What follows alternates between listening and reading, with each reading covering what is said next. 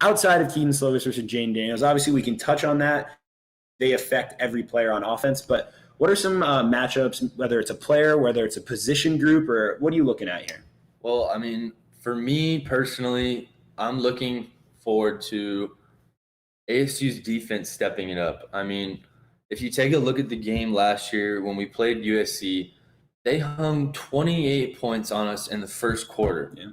Now, I don't know about you, but that's a pretty big statement to make in the first quarter of a football game. I mean, 28. Like, I mean, you can imagine, you can just picture in your head Keaton Slovis firing the ball downfield all over our back. I was at that game. I remember that game well. It was, like no one's even covering them. You know what I mean? Like that's just completely unanswered for.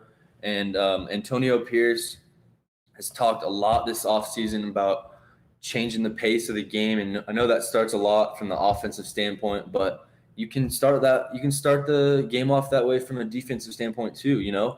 A quick 3 and out, that's huge for those guys. Get them off the field, get your offense on there, keep them on the field, get those guys hyped up.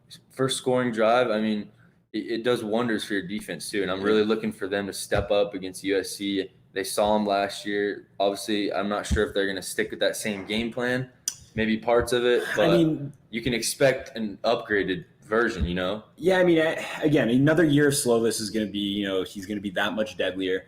Graham Harrell, the USC's offense in general is going to, they've been running the air raid ever since Harrell stepped over there, and he's going to continue to run the air raid, especially with an arm like Slovis. But the matchup I'm really looking forward to is on ASU defensively is this cornerback group of Chase Lucas and Jack Jones.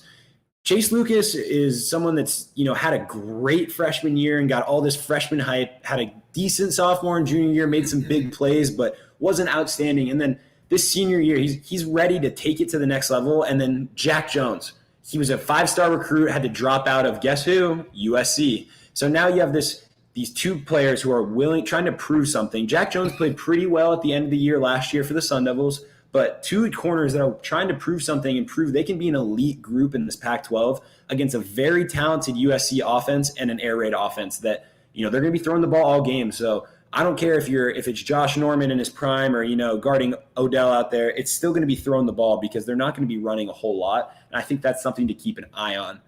And then on the same token, the defensive line, just the pressure they get. Not that I know a lot on USC's offensive line, but I mean, when you have DJ Davidson coming back, he was one of the best in the conference last year. He's a difference maker on the inside, and he can make Slovis's day a lot more difficult.